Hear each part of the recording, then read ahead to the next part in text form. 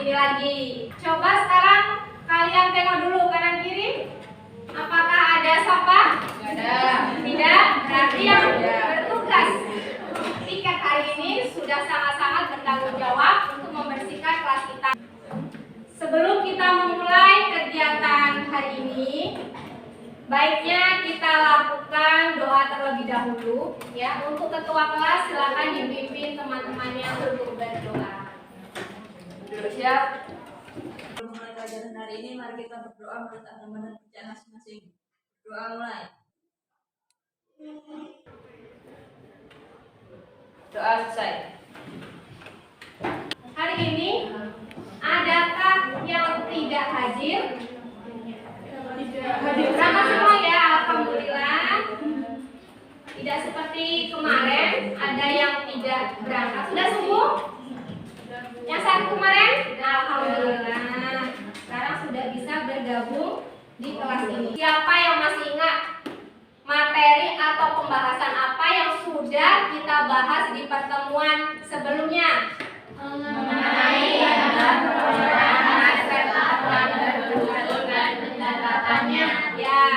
benar. Sekarang bagaimana cara mencari harga perolehan tersebut dan bagaimana mencatatnya ke dalam jurnal? Siapa yang mau menjawab? Saya Bu. Ya, silakan Anis. Cara mencari harga perolehan aset tetap yaitu dari biaya dari harga beli dan biaya yang pengaruhnya.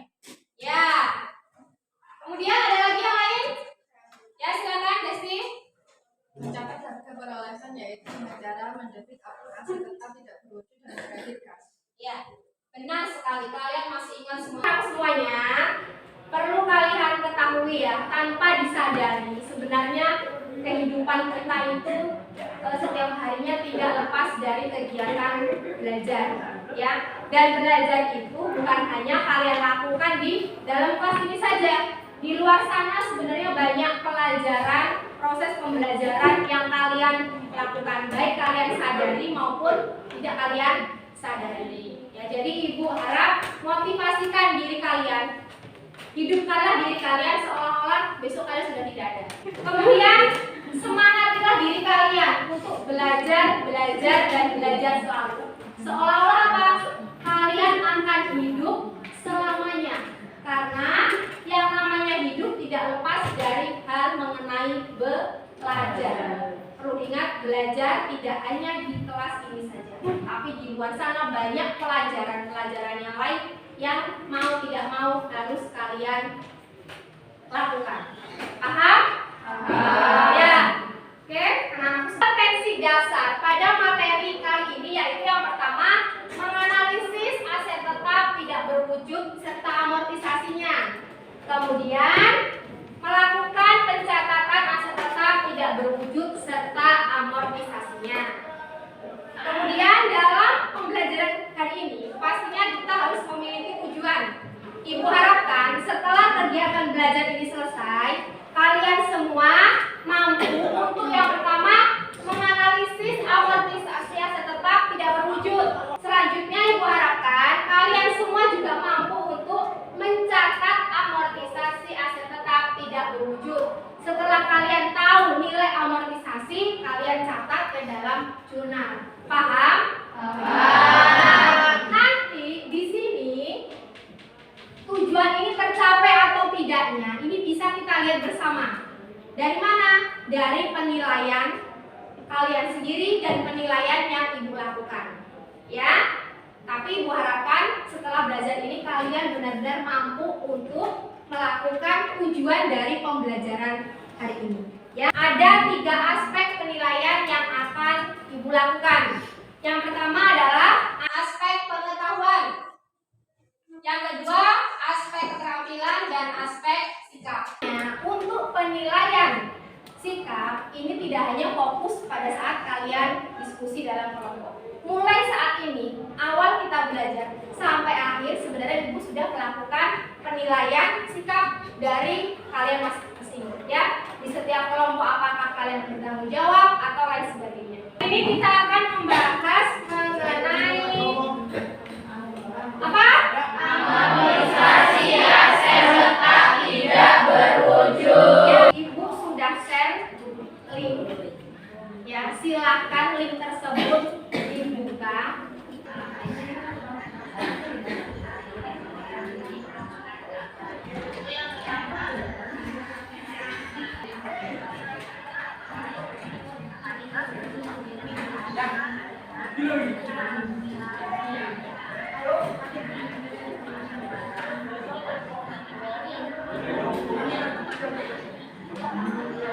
Apa yang kalian dapat dari video tersebut?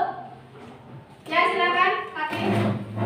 Dari video tersebut mengulas mengenai amortisasi dari aset tetap tidak berusaha. Ya, bagus.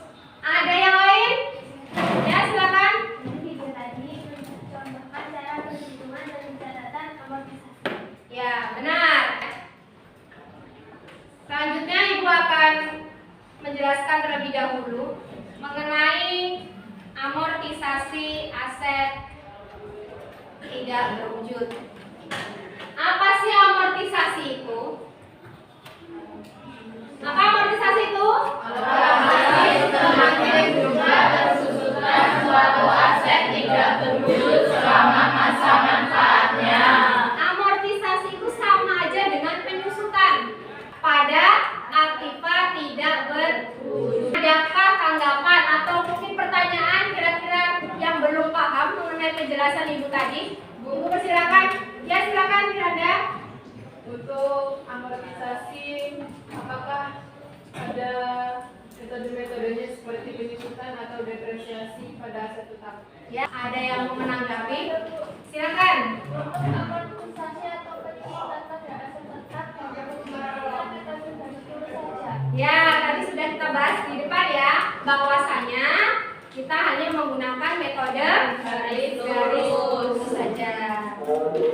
Nah, benar jadi tadi dari video yang sudah kalian amati, dari penjelasan yang Ibu sudah sampaikan, bahwasanya penyusutan atau amortisasi ini ya hanya menggunakan metode garis lurus saja, tidak seperti ketika kita mencari penyusutan atau depresiasi terhadap aset tetap.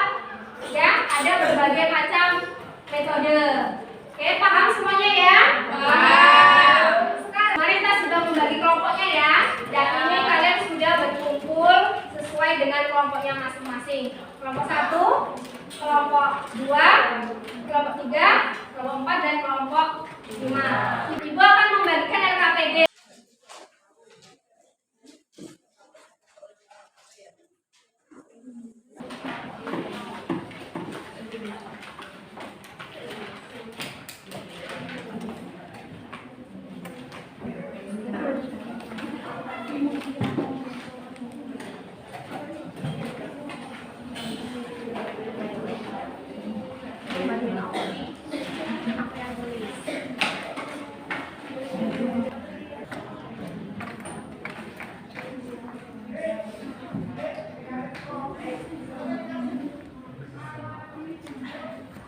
Boleh dikerjakan, didiskusikan secara kelompok.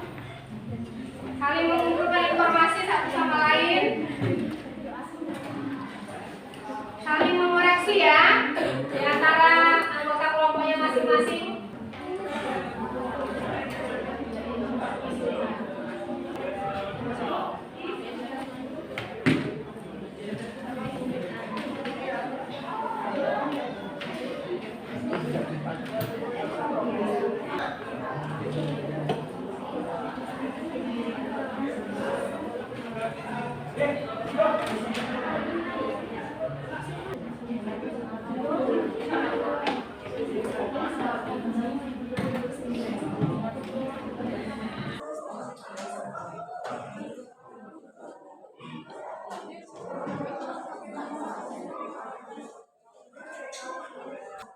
Untuk studi kasus ini, siapa yang mau mempresentasikan hasil kelompoknya? Oh ya, kelompok 1 akan mempresentasikan hasil diskusi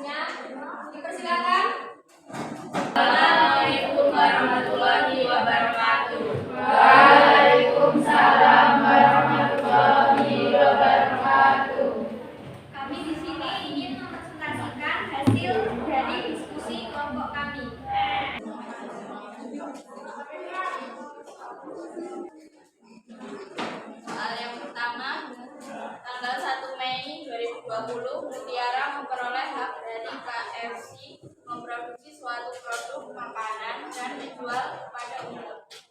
Dari hasil presentasi teman kalian, adakah kelompok lain yang mau menanggapi atau pertanyaan mungkin yang muncul setelah menyaksikan teman kalian presentasi? Ya, silakan.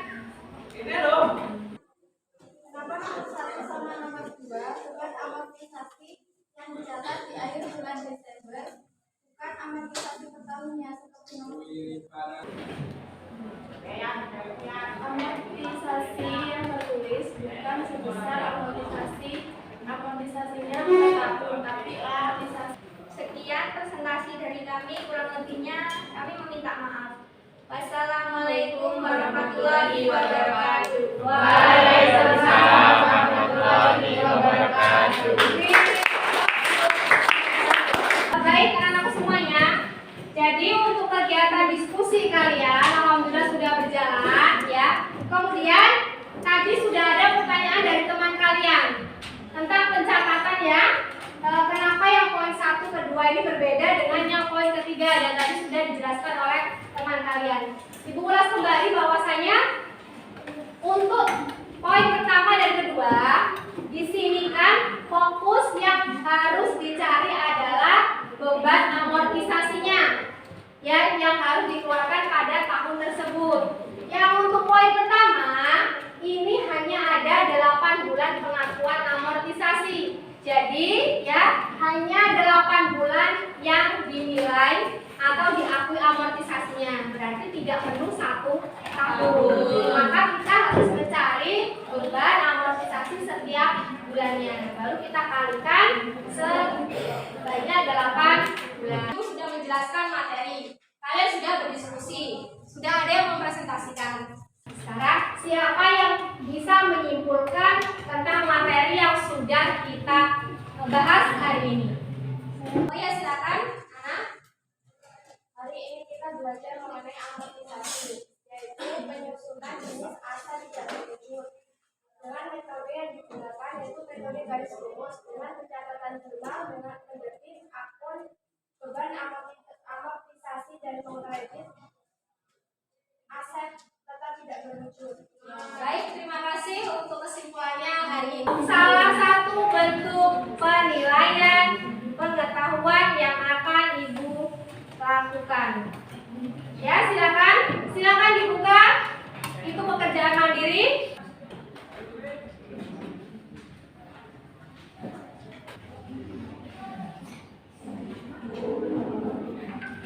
Ibu rasa sudah cukup pekerjaannya.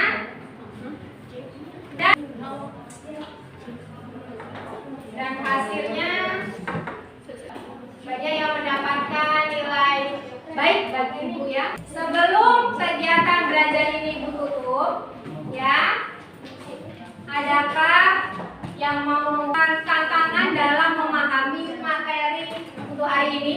Ada? Silakan, Reni.